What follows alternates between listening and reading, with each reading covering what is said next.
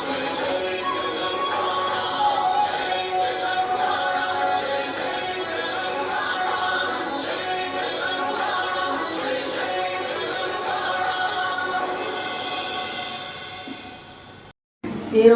ప్రజాపాలన ప్రగతి ప్రణాళిక 99 రోజు భాగంగా వచ్చిన మున్సిపల్ చైర్పర్సన్ మరియు మున్సిపల్ కమిషనర్ గారికి మరియు కౌన్సిలర్ల గారికి మరియు మెప్మా సిబ్బంది మరియు ప్రజలందరికీ మరియు మేనేజర్ గారికి అందరికీ మీడియా మిత్రులందరికీ నా యొక్క నమస్కారం.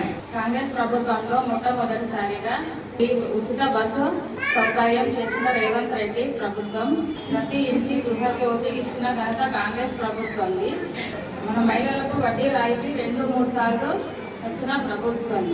ఇంద్రమ్మ ఇల్లు మన భీమవరంలో ఫస్ట్ విడతగా 131, రెండో విడతగా 47 ఇల్లు ఇచ్చింది మన కాంగ్రెస్ ప్రభుత్వం.